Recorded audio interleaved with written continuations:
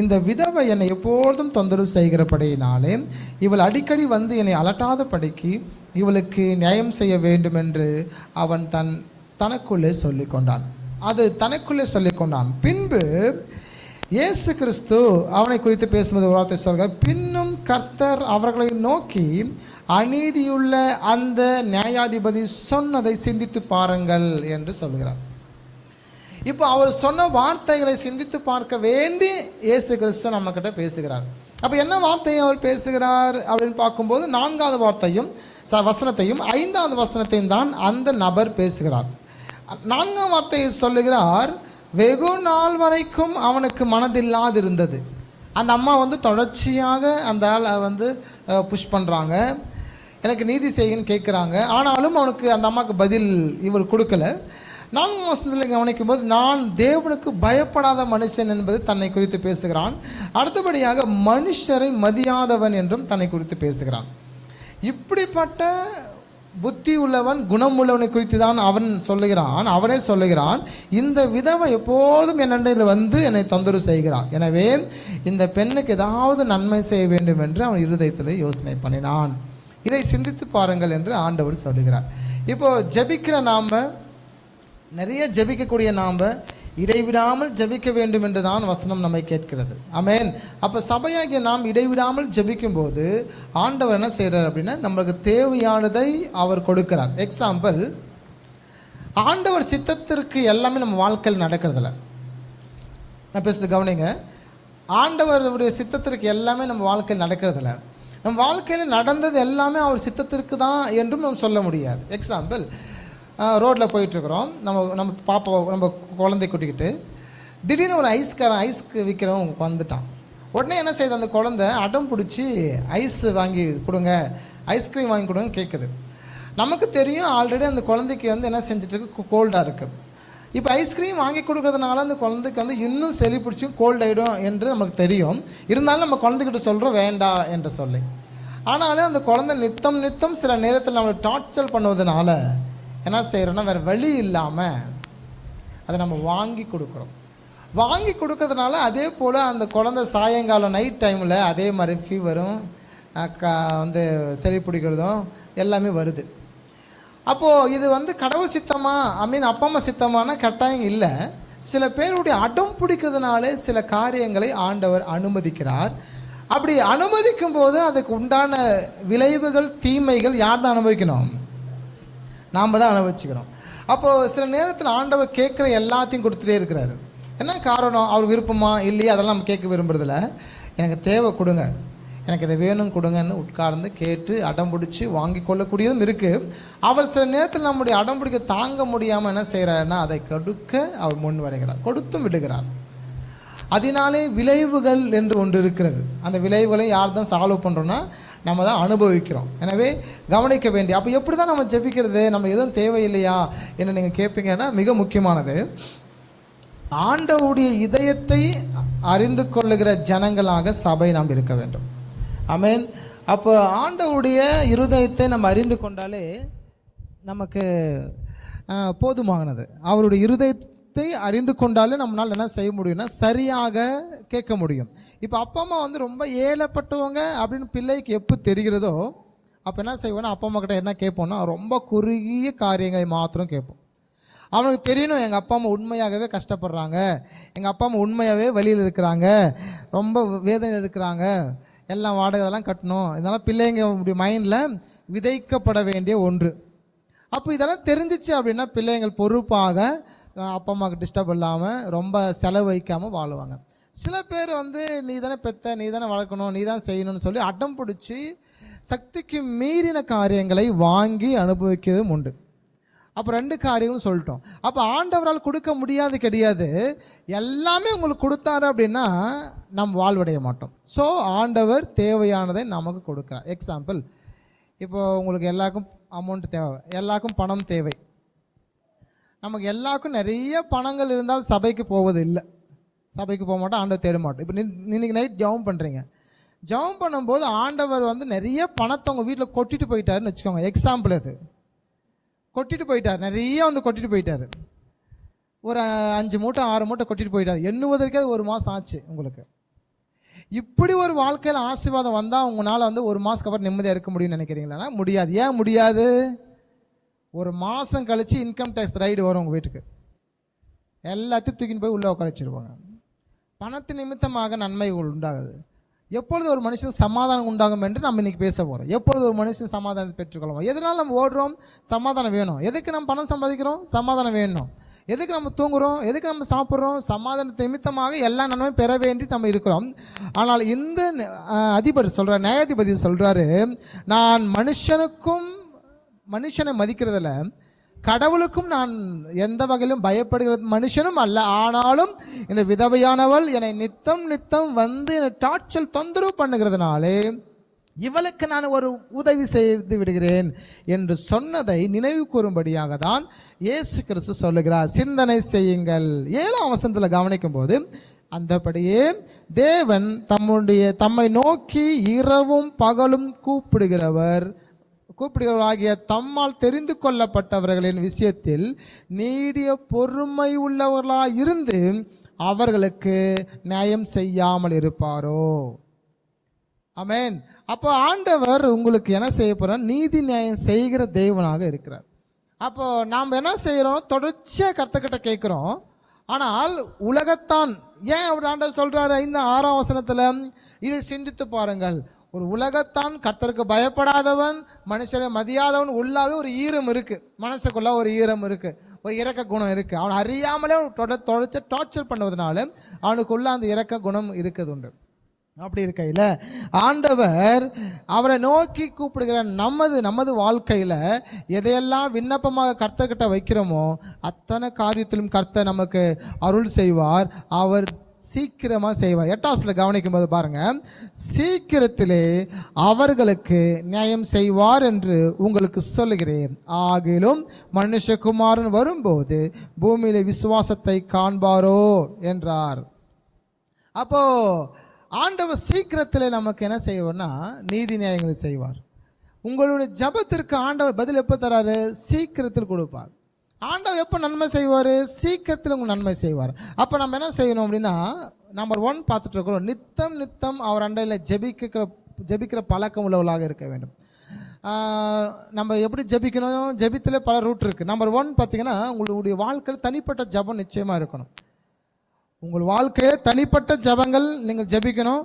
2வதாக உங்களுடைய கணவன் மனைவி பிள்ளைகளாக அப்பா அம்மாவாக குடும்பமாக ஜெபிக்கணும். குடும்ப ஜபம் 2வது மிக முக்கியமாக வேணும். 3வதாக சபையுடைய ஐக்கிய ஜபம் மிக முக்கியமாக வேணும். இந்த 3 ஜபங்கள் நம்ம வாழ்க்கையில் அன்றாட வாழ்க்கையில் நம்ம கடைபிடிக்க வேண்டிய மிக முக்கியமானது. நம்பர் 1 பார்த்தீங்கன்னா, உங்கள் வாழ்க்கையில் தனிப்பட்ட ஜபங்கள், தனிப்பட்ட முறையில் உட்கார வேண்டும். ஆண்டவர் தனிப்பட்ட முறையில் ஜபிக்க வேண்டும். நம்முடைய எல்லா பிரச்சனையும் காரியங்களை அவர் சொல்ல வேண்டும். இது வந்து நம்ம வாழ்க்கையில் தனிப்பட்ட ஜபங்களாக இருக்கிறது. 2வதாக நம்ம கவனிக்கிறோம் அப்படின்னா, நம்முடைய குடும்பமாக உட்கார்ந்து ஜபிக்கணும். குடும்பமாக ஜெபிக்கணும். அதே சமயத்தில் குடும்ப ஜபத்துக்கு நம்ம என்ன செய்யணும்னா, மக்களை அழைக்கணும். சபை பாஸ்டர் வர சொல்லணும். நம்ம சபையில் இருக்கிற மக்கள் ஃப்ரீ டைம் மாதத்தில் ஒரு முறை சபையில் மக்களாக வந்து உங்கள் குடும்பத்தை வாழ்த்தணும். ஏன் அப்படின்னா, ஆண்டவர் ஊழியக்காரர்களுக்கு மாத்திரம் ஒரு விசேஷ தன்மை கொடுத்தார். என்ன கொடுத்தாருன்னா, நீங்கள் ஒரு வீட்டுக்குள் பிரவேசிக்கும் போது வீட்டை வாழ்த்துங்கள் என்று சொன்னார். அந்த வாழ்த்துதல், அந்த சமாதானம் உங்கள் வீட்டில் இருக்கும், தங்கும் என்று அவர் பேசுகிறார். காரணம், இன்னைக்கு நிறைய வீடுகளில் நன்மை நடக்காமல் இருக்கிறதுக்கு என்ன காரணம்? மிக முக்கியமானதுன்னா, ஊழியக்காரர் நம்ம வீட்டுக்கு வரணும், நம்ம வாசப்படிக்கு வரணும், நம்ம வீட்டில் ஜெபிக்கணும். ஏன்னா வருஷம் சொல்றது, ஒரு கலசம் தண்ணீராக ஊழியக்காரர்களுக்கு கொடுப்பீர்கள், அதனால செலவு செய்யப்படாது, செலவாகாது.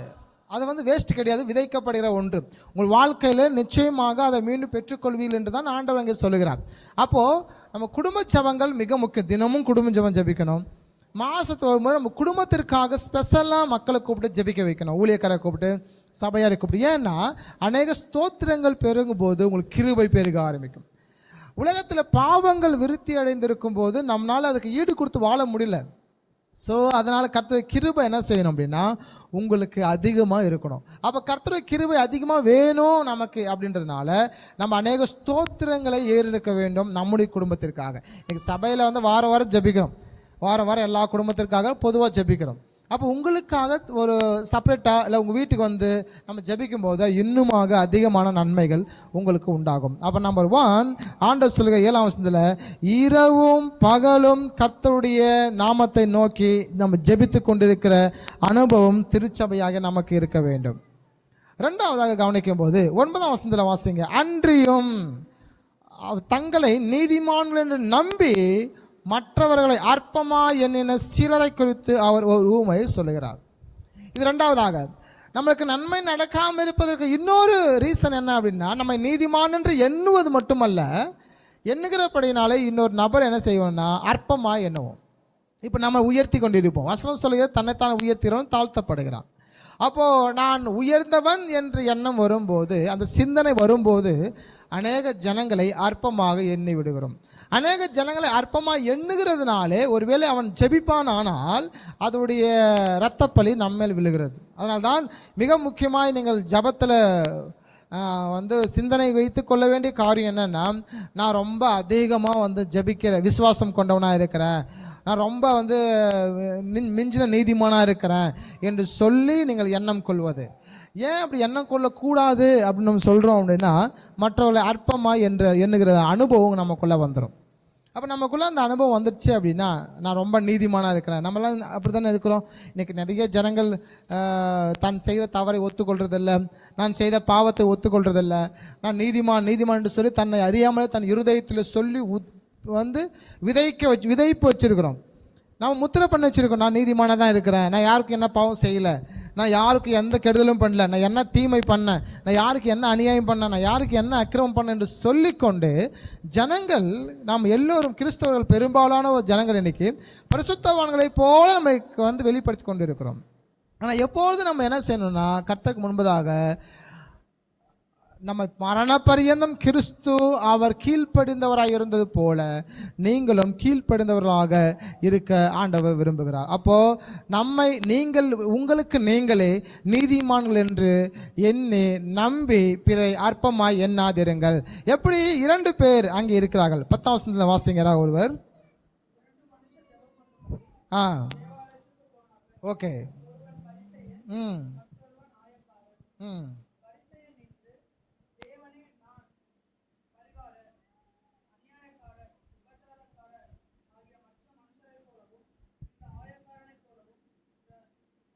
இராததினால் உம்மை ஸ்தோத்திரிக்கிறேன். இங்கே 2 பேர் ஜபிக்கும்படியாக தேவாலயத்துக்கு போகிறார்கள். ஒருவன் பரிசேயன், மற்றவன் ஆயக்காரன். பரிசேயன் என்பவன் அந்த நாட்கள் இருந்தவர்கள் உயர் ஜாதிக்காரனை போல. அது மட்டும் இல்லாமல் அவர்கள் வேதத்தை அறிந்தவர்கள். அது மட்டும் இல்லாமல் சபைக்குள்ளே போகிறவர்கள், சொசைட்டியில் கொஞ்சம் மதிப்பான பெரிய நபர்கள். ஆயக்காரர்கள் என்பது ஆயக்காரர்களை பொறுத்தவரை, மற்றவர்களை பொறுத்தவரை அவர்கள் எல்லோரையும் ஆயக்காரர்கள் என்றாலே அவர்கள் துன்மார்க்கனாக பாவிகளாக தான் மக்கள் அவர்கள் எல்லாரும் நினைத்தார்கள். ஓகே, 11ஆம் வசனத்தில் பாருங்க, ஒரு பரிசேயன் சபைக்குள்ளாக போகிறான். தேவனே, நான் பரிகாரர், அநியாயக்காரர், விபச்சாரக்காரர் ஆகிய மற்ற மனுஷரைப் போலவும் வெளியே சுற்றி கொண்டிருக்கிற ஆயக்காரரை போலவும் இராததினால் உம்மை ஸ்தோத்திரிக்கிறேன். அவன் சொல்றான், என்ன சொல்றான் பாருங்க அந்த பரிசேயன், வாரத்திற்கு 2 முறை நான் உபவாசிக்கிறேன், என் சம்பாத்திகள் எல்லாம் தசமபாகம் கொடுக்கிறேன் என்று தனக்குள்ளே ஜெபம் பண்ணினான். இங்கே அவன் செய்கிறது என்ன? நான் என்ற அகம்பாவத்தோடு அவன் ஜெபிக்கிறான். நான் நீதிமான் என்ற அகம்பாவத்தோடு ஜெபிக்கிறது மட்டுமல்ல, இன்னொரு நபரை, ஆயக்காரனை அவன் கொச்சப்படுத்தி வாழ்கிறான். நான் மற்றவை போல இல்லை என்று சொல்லுகிறான். 2 காரியங்கள் வேதம் உங்களுக்கு சொல்லுகிறது. ஒன்று, நிற்கிறேன் என்று சொல்லுகிறவன் விழாதபடிக்கு எச்சரிக்கையாக இருக்க வேண்டும். இன்னைக்கு எல்லாம் நம்ம சொல்றதுக்கு காரணம் என்னன்னா, அவன் தப்பு பண்ணுறான், அவன் சரியா இல்லை, அவன் பாவம் பண்ணுறான் என்று மற்றவர்களை சொல்லி நான் நிற்கிறேன் என்பதை உறுதி செய்து கொண்டே இருப்பார்கள். ஆனால் வேதம் என்ன சொல்கிறது என்றால், நிற்க என்று சொல்லாதபடிக்கு நீங்கள் எச்சரிக்கையாக இருங்கள் என்று சொல்கிறார். 2வது ஒரு ட்ராக் இருக்கு. விழுந்து கிடக்கிறவர்களை வேதம் சொல்கிறது எழும்பி நில்லுங்கள் என்று வசனம் கேட்கிறது. விழுந்துட்டீங்களா, ஒன்று மேட்ரு கிடையாது, எழும்பிடுங்க என்று ஆண்டவர் சொல்கிறார். ஏதோ ஒரு அநியாயத்தில் இருக்கிறோம்லா, ஒரு பாவத்தில் இருக்கிறோம்லா, ஏதோ ஒரு கர்த்த விருப்பம் இல்லாமல் ஒரு சம்பவத்தில் இருக்கிறோம்லன்னா எழும்பி வா, எழும்பிடு என்று தான் ஆண்டவர் பேசுகிறார். எழும்பி வெளிச்சம் கொடுக்கிறவனாக நீங்கள் இருங்கள் என்று சொல்லுகிறார். ஆனால் நிற்க என்று சொல்லுகிற நான் விழாதபடிக்கு எச்சரிக்கையாக இருக்க வேண்டும். ராமன் சொல்லுவோமா? நீதிமான் ரொம்ப நேரம் நீங்கள் வந்து ஜெபம் பண்ணுறீங்களா, பாஸ்டிங் போட்டு ஜெபிக்கிறீங்களான்னா நீங்கள் மனசில் ஃபிக்ஸ் பண்ணிக்கணும், நிற்கு என்று நினைக்கிற நான் விழாதபடி எச்சரிக்கையாக இருக்கும். நிறைய ஊழியம் பண்ணுறேங்க, பிஸியாக இருக்கேன், 25 நாளும் ஊழியம் பண்ணிருக்கிறேங்க என்று தன் இருதயத்தில் சொல்லிக்கொள்வேனானால் நான் நினைக்கணும் விழாதபடிக்கு எச்சரிக்கையாக இரு என்று சொல்லி.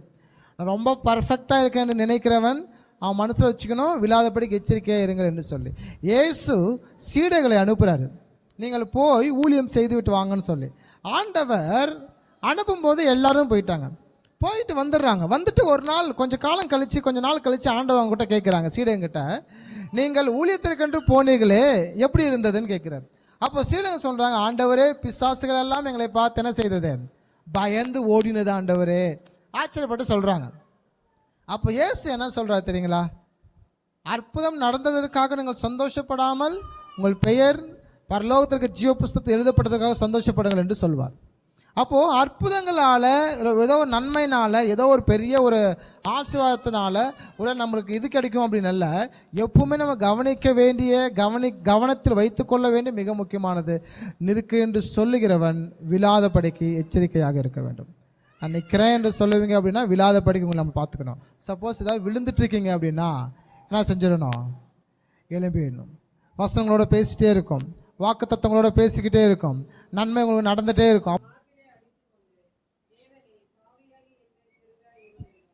ஓகே, இங்கே 13ஆம் வசனத்தில் சொல்லப்பட்டிருக்கு, அந்த ஆயக்காரன் பாருங்களேன், தூரத்தில் நின்று, எந்த தூரத்தில், அந்த தேவாலயத்துக்கு வெளியே தூரத்தில் நின்று தன் கண்களை வானத்திற்கு ஏறெடுக்க துணியாமல் தன் மார்பிலை அடித்து கொண்டு சொல்றாரு, தேவனே பாவியாகிய என் மேல் கிருபையாயிரும் என்றான்.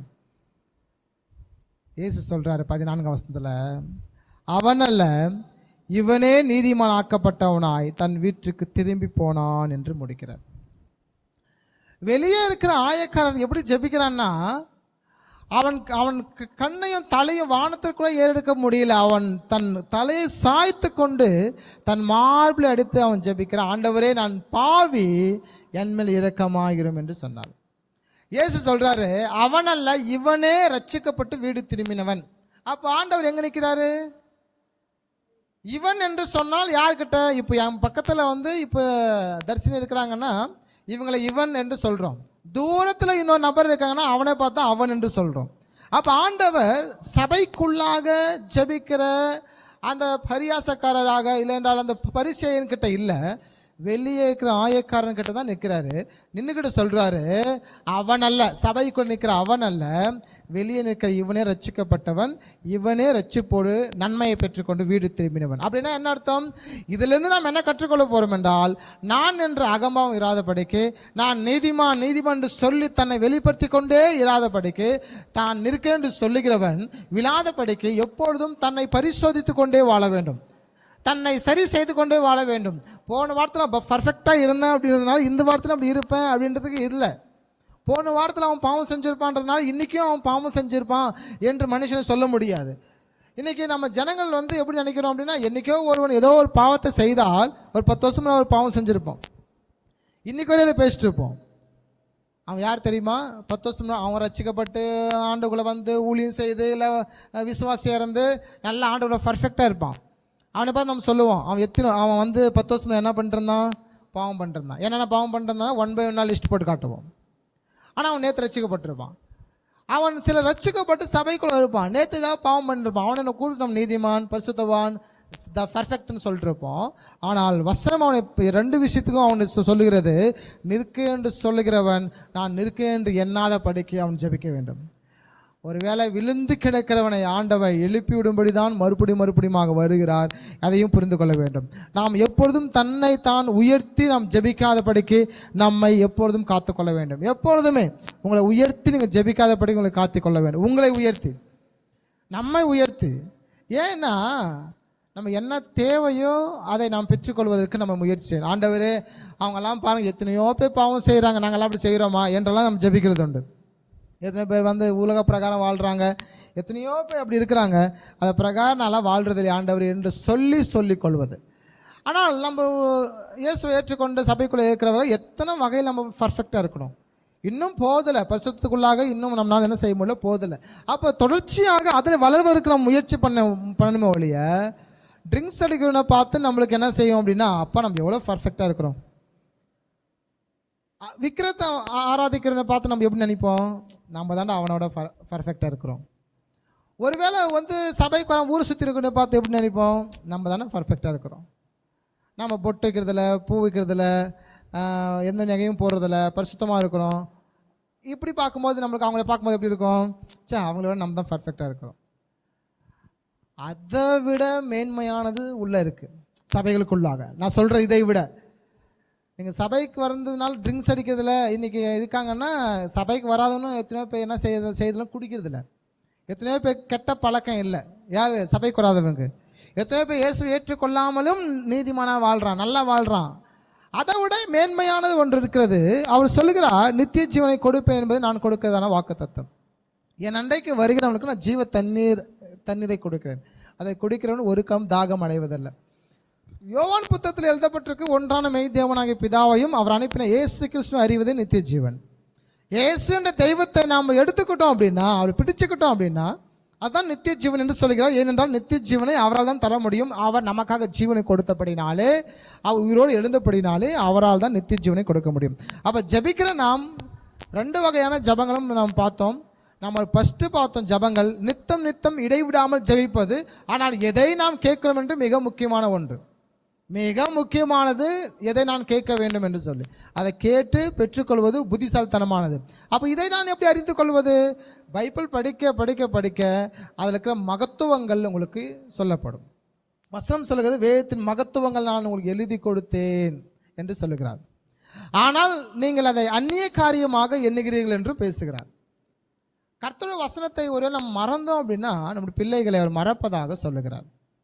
இப்போ வேதத்தில் நீங்கள் தியானமாக இருக்க மனுஷன் பாக்கியவான், அவன் தான் நீர்க்காலங்கள் ஓராமல் நடப்பட்ட தன் காலத்தில் தன் கனியை தருகிற இலை உதிராது இருக்கிற மரத்தை போல் இருப்பான். அவன் செய்வது தான் வாய்க்கும், வசந்த பிரகாரம் வாழ்கிறவன் தான் வாய்க்கும். அப்போ வேதத்தை நாம் அப்படி பிடிச்சிக்கணும். நம்பர் 1 வந்து இரவும் பகலும் அவர் அண்டில் இடைவிடாமல் ஜபிக்கணும். எதற்காக ஜபிக்கணுன்றது மிக முக்கியமானது. ஒருவேளை இதுதான் வேணும் அப்படின்னு நீங்கள் ஜபிச்சிங்கன்னா, ரொம்ப அடம் பிடிச்சிங்கன்னா அவர் அது கொடுக்குறாரு. ஆனால் அதுக்கு உண்டான விளைவுகளையும் யார் தான் சால்வ் பண்ணணும், நீங்கள் தான் சமாளிக்கணும்.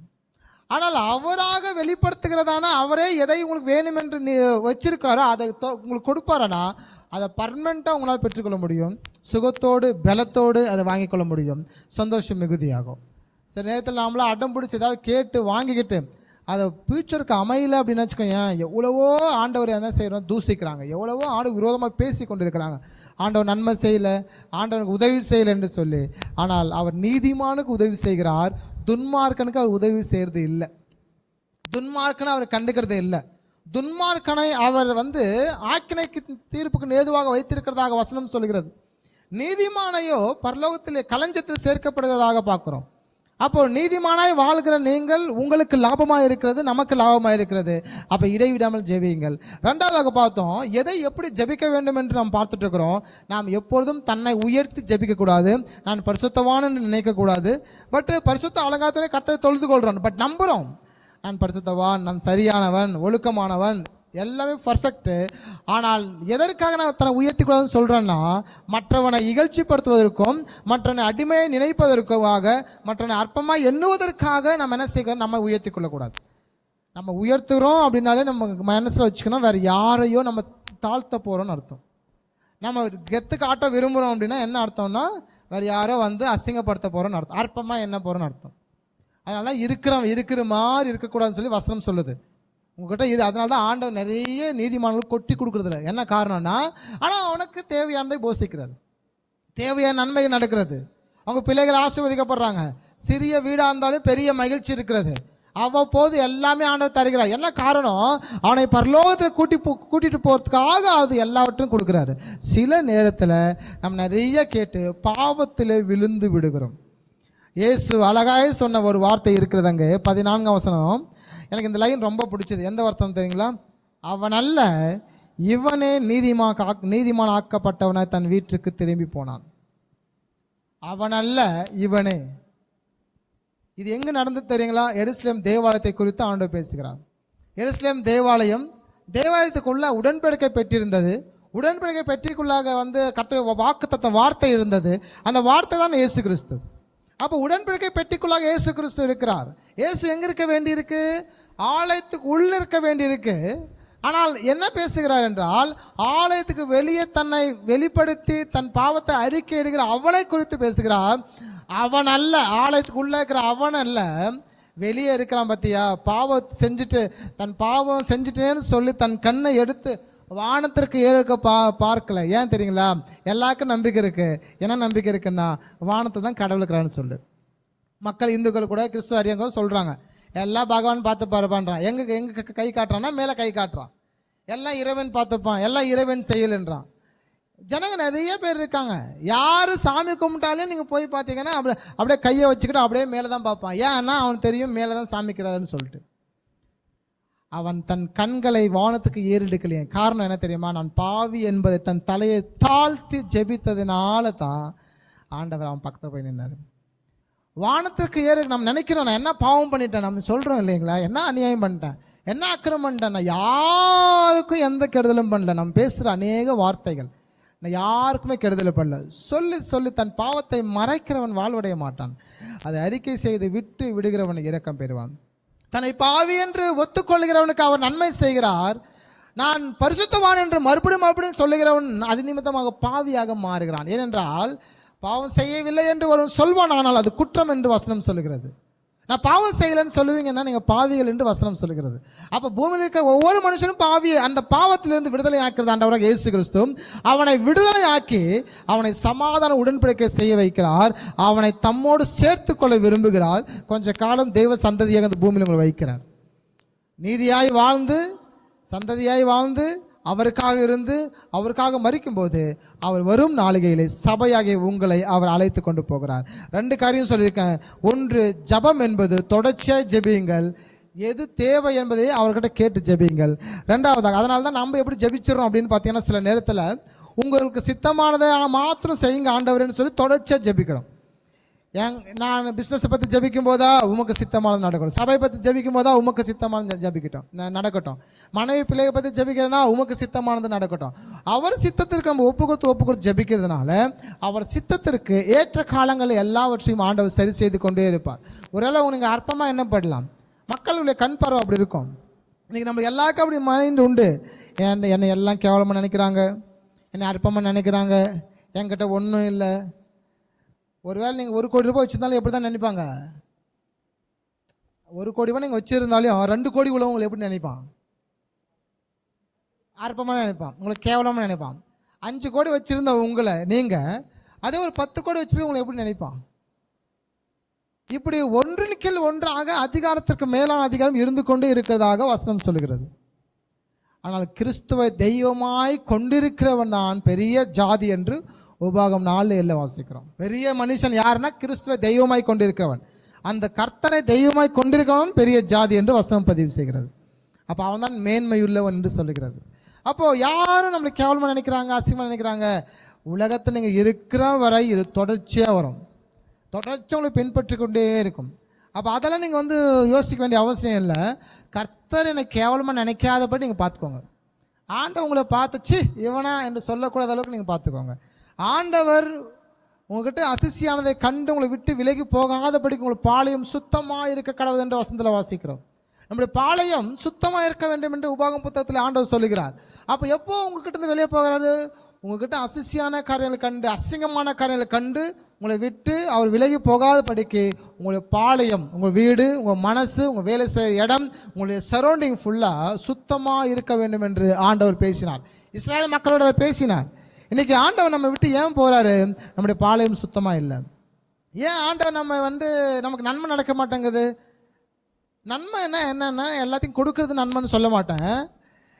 உன் மனசு ஆறுதலாக இருந்தாலே அது நன்மை தான்.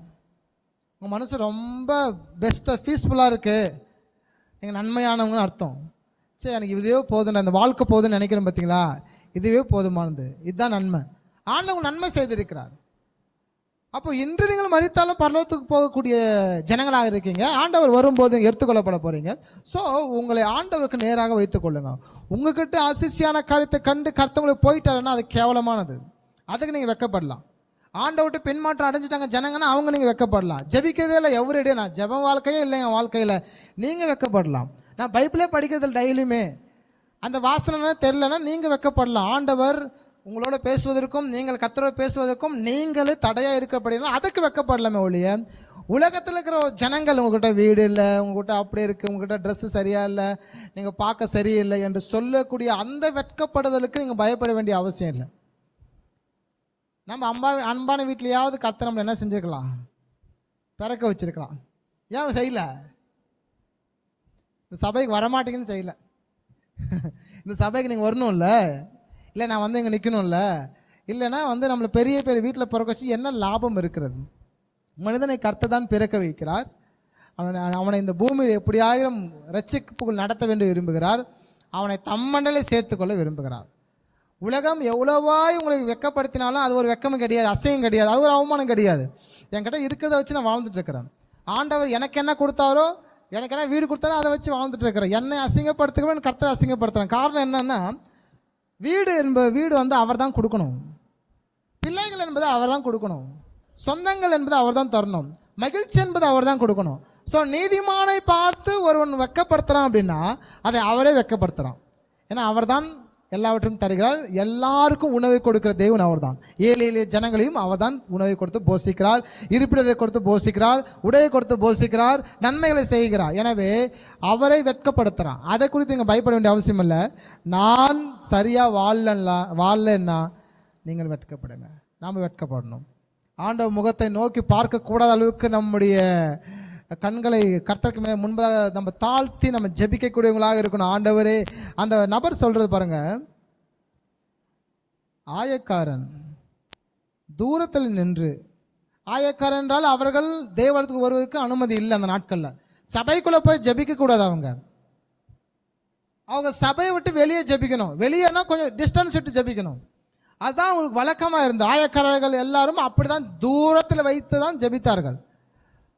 எனவே அவன் சொல்லுகிறான், அவனை குறித்து வேதம் பேசுகிறது, அவன் கண்களை வானத்திற்கு ஏறெடுக்க துணியாமல் தன் மார்பிளை அடித்துக்கொண்டு, தேவனே பாவியாகி என்மேல் கிருபையாயிரும் என்றான். இயேசு சொல்ற வார்த்தை பாருங்க, அவன் அல்ல, இவனே நீதிமான் ஆக்கப்பட்டவனாய் தன் வீட்டுக்கு திரும்பி போனான் என்று உங்களுக்கு சொல்லுகிறேன்.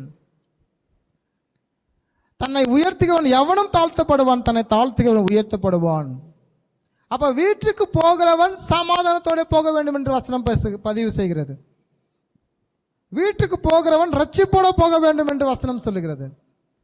நீங்கள் வீட்டுக்கு போகும்போது சமாதானத்தோடு ரட்சிப்போடு போக வேண்டும் என்று சொல்லுகிறது. சபைக்கு வந்து போகிறவர்கள் ஒரு ரட்சிப்போடு போகணும், ஒரு சமாதானத்தோடு போகணும், ஒரு விடுதலையோடு போகணும், ஒரு நன்மையோடு போகணும். இங்கே வந்துட்டு கூட இன்னும் எனக்கு நன்மை நடக்கலைன்னு சொல்லுவீங்க அப்படின்னா எப்படி நடக்கும்? நாம்பாவது மகிழ்ச்சியாக வாழ்ந்துட்டு இருக்கோம். எத்தனையோ பேருக்கு மகிழ்ச்சி கிடையாதுங்க. சண்டே நம்மலாம் வீட்டில் ரெஸ்ட் எடுக்கிறோம். எத்தனையோ பேர் ஞாயிற்றுக்கிழமை வந்து ரெஸ்ட் இல்லை, ஓய்வு இல்லை. எத்தனையோ பேர் ஓய்வே கிடையாது. இப்போ ஆர்மியில் இருக்காங்க, போலீஸ் இருக்கிறாங்க, ஓய்வே கிடையாது. டிரைவராக இருக்கிறாங்க, எத்தனை ஞாயிற்றுக்கிழமை வண்டிகளை ஓடிக்கிட்டு இருக்கு. இப்படி நிம்மதி இல்லாமல் எத்தனை ஜனங்கள் வாழ்ந்து கொண்டிருக்காங்க. தன் குடும்பத்தோட நேரத்தை செலவு செய்ய முடியாமல், தன் சம்பாதிப்பு என்னதென்று தெரியாமல் ஓடிக்கொண்டிருக்க எத்தனை பேர் இஎம்ஐ கட்டுவதற்காக ஓடிக்கொண்டிருக்காங்க. எத்தனை பேர் பிறருக்கு பணத்தை கொடுத்தது நிமித்தம் ஓடிக்கொண்டிருக்கிறாங்க. தான் செய்யாத குற்றத்திற்காக ஓடிக்கொண்டிருக்கிறாங்க. இதை பார்க்கிலும் ஆண்டவர் உங்களை மகிழ்ச்சியாக மேன்மையாக வைத்திருக்கிறார், நன்மையாக வைத்திருக்கிறார், நீதிமானாக வைத்திருக்கிறார். அப்போ சபை விட்டு போகிறவன் ரட்சிப்போடு போக வேண்டும், நீதிமானோடு போக வேண்டும். இங்கே வந்து நம் பாவங்களுக்காக நம்ம வருத்தப்படலைன்னா, இங்கே வந்து நம்முடைய மீறுதலுக்காக வருத்தப்படலைன்னா அதனால எந்த லாபமும் இல்லை. ஸோ நீங்கள் உங்களை எப்பொழுதும் திருப்தி ஆக்கி கொள்ள உங்களை ஒப்பு தந்துக்கணும். நீங்கள் உங்களை வந்து ஒப்பு தரணும். ஆண்டவர் ஒப்பு கொடுங்க, அதிகமாக ஒப்பு கொடுங்க, நன்மை செய்யறதுக்கு ஒப்பு கொடுங்க, கர்த்தர் கொடுங்க. உங்களுக்கு கொடுக்கும்போது ஆண்டவர் உங்களை நிச்சயம் உயர்த்துவார். ஏன்னால் தன்னைத்தான் உயர்த்துகிறவன் எவனும் தன்னை தாழ்த்துவான், தன்னைத்தான் தாழ்த்தி கொள்ளுகிறான். எனவே நீங்கள் தன்னைத்தான் தாழ்த்தினால் நீங்கள் கட்டாயமாக உயர்த்தப்படுவீர்கள், தேவனால் உயர்த்தப்படுவீர்கள். கர்த்தர் உயர்த்துவாரானால் உங்கள் உயர்வை யாரும் பறிக்க முடியாது. ஆனால் மனுஷன் உயர்த்தினா அப்படின்னா உங்கள் உயர்வை கட்டாயம் பறிக்க முடியும். மனுஷன் உங்களை உயர்த்தினா உலகத்தான் உங்களை உயர்வை பறிக்க முடியும். மனுஷன் உங்களை உயர்த்தினால் உங்களோட கூட இருக்கிறவர்கள் உங்களுடைய உயர்வை பறிக்க முடியும், உங்களை கெடுக்கிறது காத்துட்டு இருப்பான். ஆனால் ஆண்டவர் உயர்த்துவாரானா நம்ம யார் கெடுக்க முடியும்? அவரே நமக்கு முன்மாதிரியான வாசலை வைத்திருக்கிறார். அவர் வைத்திருக்க வாசல் ஒருவனும் பூட்டக்கூடாதபடி அவர் திறக்க முடியும். அதே சமயத்தில் ஒருவனும் அந்த அந்த கதவை திறக்கக்கூடாதபடி பூட்டுகிறவரும் முடியும். அப்போ உங்களுக்கு திறந்த வாசலை வைத்திருக்கிறார். சின்னவன் ஆயுதமாயும் சிறியவனை பலத்த ஜாதியுமாய் கர்த்தர் வைத்திருக்கிறார். அப்போ உங்களுக்கு திறந்த வாசலை வைத்திருக்கிறார். எப்போ? நீதிமானுக்கு வைத்திருக்கிறார். அப்போ ஆண்டவருக்கு நேரத்தை தரணும், உட்கார்ந்து ஜபிக்கணும், இடைவிடாமல் ஜபிக்கணும். அதே சமயத்தில் தன்னை தாழ்த்தி ஜபிக்கிற அனுபவம் உள்ளவங்களாக இருக்கணும். தன்னைத்தான் உயர்த்தி ஜபிக்கக்கூடாது, பிறருக்காக ஜபிக்கிற அனுபவம் உள்ளவங்களாக இருக்கணும். யாரையெல்லாம் நாம் அற்பமாக எண்ணுகிறோமோ அவர்களுக்காக நீங்கள் ஜெபியுங்கள். நம்மளாம் ஆரம்பத்தில் அற்பமானவர்கள் தான். இன்று நாம் நீதிமானாக்கப்பட்டு நாம் பரிசுத்தமானாக்கப்பட்டு இந்த பெஸ்ட்டாக வாழ்ந்துட்டு இருக்கிறோம். ஸோ உங்கள் வாழ்க்கை தரத்தை கர்த்தருக்கு ஒப்பு கொடுங்கள். ஆமென். 2 காரியங்களை சொல்லியிருக்கிறோம். ஒன்று, இடைவிடாமல் ஜெபியுங்கள். அதே சமயத்தில் உங்கள் ஆண்டவர் என்ற எதை கேட்க வேண்டும் என்று நீங்கள் என்ன செய்யணும்? நிச்சயம் பண்ணியிருக்கணும். உங்கள் மைண்டில் ஃபிக்ஸ் பண்ணிக்கணும். நம்ம அப்பா கிட்ட எதை கேட்குறோம், நம்மளுக்கு என்ன தருவார், நமக்கு கொடுக்குற நன்மைனாலும் பிள்ளைகள் சிதறடிக்கப்பட்டுருவாங்களா, நமக்கு ஆண்டவர் கொடுத்த நன்மையினால நம்ம வீட்டில் மகிழ்ச்சி கட்டுருமா? சில நேரத்தில் ஆண்டவர் நிறைய கர்த்தர் கொடுக்கறதுனால குடும்பங்களுக்குள்ளாக மகிழ்ச்சி கெடுக்கிறது. அப்போது எதனால் கேட்டு சண்டை போட்டு அடம் பிடிச்சி வாங்குவதனால கூட நமக்கு நன்மைகள் கட்டாயம் குறைகிறது. அப்போது சரியானதை கேளுங்க, தொடர்ச்சியாக கேளுங்க. 2வதாக, ஜெபித்த 2 பேர்களில் ஒருவன் நீதிமானாக்கப்பட்டவன், ஒருவன் பாவியாகவே போனவன். வாரத்துக்கு 2 முறை உபவாசிக்கிறேன், அநியாயம் நான் செய்வதில்லை, நான் விபச்சாரனும் அல்ல என்று சொன்னவன் பாவத்தோடு சபை விட்டு வெளியே போனான். தன்னை அழுது ஒப்பு கொடுத்து ஜெபித்து தன் கையை மார்பில் அடித்து கொண்டு எவன் ஜெபித்தானோ அவன் ரட்சிப்போட வெளியே போனான்.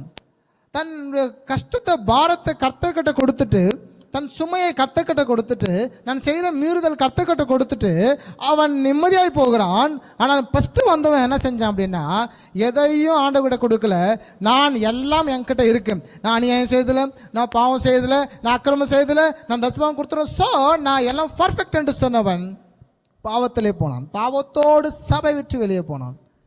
நீதிமானாய் வெளியே போனவன் ஒரு ஆண்டவர் அவனை கொண்டார். அவனை கொண்டு அவனை கொடுத்து அனுப்பினார். தன்னை உயர்த்துகிறவன் வாழ்க்கையில் நடந்தது, அவன் பாவியாய் தான் இருந்தான். நீதிமானாக இருக்கல, அவன் பாவியாய் இருந்தான். ஸோ உங்கள் வாழ்க்கையை நீங்கள் சீர்தூக்கி பாருங்கள்.